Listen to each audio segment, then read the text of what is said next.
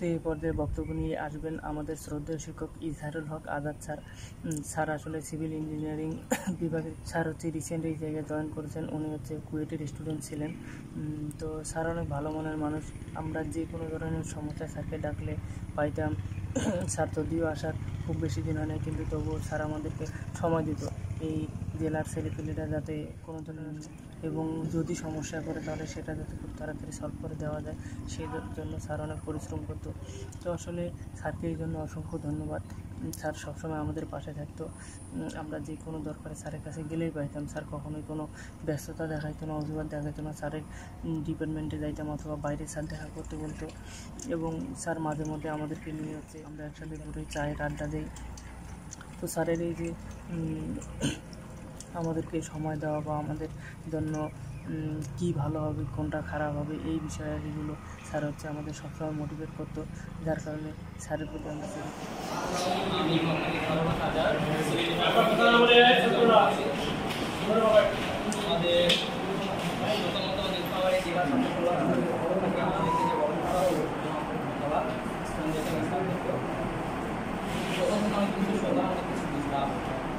এই ধরনের সিচুয়েশন থাকার সুবিধা কি তোমরা যারা আছো দেখতে পেয়েছো, যারা আসেনি তাদের কাছে কনভে করাটা দায়িত্ব তোমাদের। প্রথম থেকে কথা না বেশ সবাই স্যালারি বললো যে পরীক্ষা শুরু হওয়ার কারণে আমাদের নাকি ইনটেক কমে গেছে। কমে যাওয়ার কারণ অনেক কিছু হতে পারে, তবে যদি পঞ্চগড়ের কোনো ছেলে বইটা চান্স পায় সেটা যাবে না। পঞ্চগড় থেকে ঢাকা গেছে অনেক, তাই না? আমাদের ভার্সিটিতে আসার জন্য তাদের যে স্পিয়ারটা কমে গেছে, এটার জন্য কোথাও কোথাও আমরা বুঝতে পেরেছি। তোমাদের অ্যাক্টিভিটি এমন হতে হবে, তোমাদের ডিপার্টমেন্টাল অ্যাক্টিভিটি কোকারিকুলার অ্যাক্টিভিটি এমন হতে হবে যাতে তোমাদের এলাকার ছোট ভাই বোন আকৃষ্ট হয় যে আমার অমুক ভাই ওই জায়গা থেকে করেছে এবং অমুক আপু ওই জায়গা থেকে করছে, আপু রেজাল্ট বা অ্যাক্টিভিটি খুব ভালো, আমিও সেখানে যাই। আমরা চাইলে আমাদের এই প্রতিষ্ঠানটাকে কুয়েটের মতো পর্যায়ে দেখতে পারি। যদি এই পর্যায়ে থেকে আমি একটা কথা বলবো যে তোমরা তোমাদের দায়িত্বটাকে তার উপর ফোকাস করবা। তোমাদের ফার্স্ট পরিচয় হচ্ছে তোমরা স্টুডেন্ট, রাইট? তোমরা যখন এই যে আমি যাবা শিবপুর যাবা, আঙ্কেল আমি জিজ্ঞেস করে না কোথায় বড় ডিপার্টমেন্টে পড়ো, এটা মামুনকে যদি জিজ্ঞেস করে সে কি বলবে যে আমি অ্যাসোসিয়েশনের সভাপতি, দেখে তার পরিচয় হচ্ছে সেখানকার কোনো একটা ডিপার্টমেন্টে ম্যাথের স্টুডেন্ট। ফার্স্ট অ্যাক্টিভিটি হতে হবে স্টাডি, তাকে কেন্দ্র করে বাকি সব কিছু তোমার দেওয়া করতে হবে, ক্লিয়ার? আর যখন তোমার স্টাডি ঠিক থাকবে তুমি যদি পালার অনুভবে শিক্ষকতার হচ্ছে সব ঠিক আছে, বুঝতে পেরেছি? তুমি খেলাধুলা করবা, তুমি গান বাজনা করবা, তুমি ঘুরে যাবা, তুমি অনেক কিছু করবা, তবে সব কিছু সেন্টারে থাকবে কি লেখাপড়া। মানে ক্লিয়ার? কিন্তু বলে যাবে যে স্যার ওই আমার রেজাল্ট কিন্তু ভালো, রেজাল্ট খারাপ হওয়া মানে সব কিছু শেষ হয়ে যাওয়া নয়, তবে রেজাল্ট ভালো হওয়া মানে ভালো।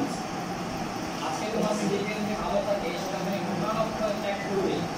অনেক সময় দেখা যায় যখন চাকরি তোমার সিভিটা আসে 10 জন আসছে, হচ্ছে আমরা 5 জনকে ডাকবো। 5 জন যে বাদ গেল, ফার্স্ট ক্রাইটেরিয়া হয় সিডি। আর সিডি যদি ঠিক না থাকে, মিনিমাম রিকোয়ারমেন্ট যদি তুমি ফুলফিল করতে না পারো তুমি দিতে পারো। তো এই যে বিভিন্ন গল্প আমরা শুনি বড় ভাইদের কাছ থেকে সিডি ম্যাক না, সেটা পরের ইস্যু। সিডি যদি কোনো কারণে খারাপ হয়ে যায় তার মানে জীবন শেষ হওয়া না, এটা একটা পয়েন্ট অফ ভিউ। তার বলে এই না যে আমি সিডি ভালো করবো না, অর্থাৎ ক্লিয়ার ওই 3 ডেটস দেখে বারবার ইন্সপায়ার হলে হবে না। আমরা ফেসবুকে অনেক রিল দেখি, অনেক মোটিভেশনাল স্টেটাস দেখি, তাই না? একজন শেয়ার দিয়েছিল যে আমাদের বিল গেটস তার আগে সার্টিফিকেট না, পৃথিবীর জনসংখ্যা হচ্ছে 700 কোটি, বিল গেটস হচ্ছে একটা। কথা বুঝতে পেরেছি? তোমরা স্ট্যাটিস্টিক্স পড়েছো, পরিসংখ্যান পড়েছো, তোমরা জানো সম্ভাবনা কাকে বলে। তো 700 কোটির মধ্যে যদি বিল গেটস একটা, তাহলে সম্ভাবনা খুবই কম যে তুমি বিল গেটস হবে।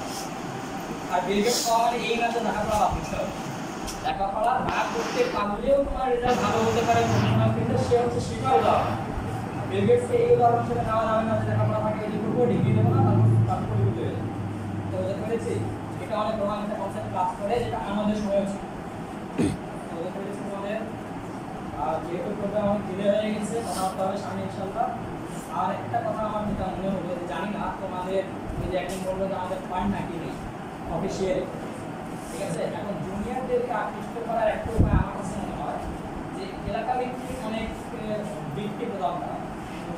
তোমরা হয়তো জানো যাদের সমস্যা থেকে তারা ডিপার্টমেন্ট থেকে ভার্সিটি থেকে বা ন্যাশনালি কোনো স্কলারশিপ দেওয়া হচ্ছে।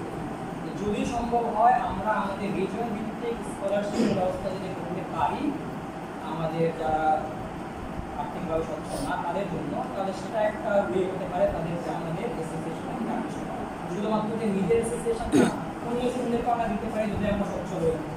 এটার জন্য যদি আমরা করতে পারি, আমরা সৈয়দপুর থেকে শুরু করে নীলফামারী, জোয়ার, ডিঙ্গা, জলঢাকা, এখানে আমাদের প্রতিষ্ঠিত যারা আছে এবং যাদের সাথে এই এলাকার কোনো একটা লিঙ্ক আছে, সে খুলনা হতে পারে, সে গোপালগঞ্জের হতে পারে, তাদের কাছে তোমরা অ্যাপ্রোচ করতে পারো। মানে পরিণতি আছে নীলফামারী জেলায় আছে না, তারা যদি এরকম কোনো একটা স্কিম চালু করতে পারে যে স্টুডেন্টের জন্য ভালো, মেধাবী এবং আর্থিকভাবে সচ্ছল না তাদের স্কলারশিপের ব্যবস্থা করবে, এতে তাদেরও লাভ আছে। যারা ব্যবসায়ী তাদের পাবলিসিটি হয়, ওদেরও লাভ, আমাদেরও লাভ। এবং এই যে তোমরা বলছো আজকে যেটা দেখলাম যে পেস গ্রহণ করেছে নতুন ওদের 2 থেকে 4 আর বিদায় কজন,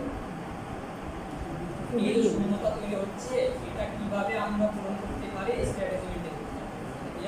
তোমরা দিন করো স্যার আছে সিনেমার কাছে অ্যাপ্রোচ করো, স্যার ভাই কাছে লেভেল করতে চান, স্যার কি বলবেন, ঠিক আছে? তারপর স্যার আবার ঠিক আছে। অসংখ্য ধন্যবাদ তোমাদের সবাইকে, ইনশাআল্লাহ সামনে কথা হবে।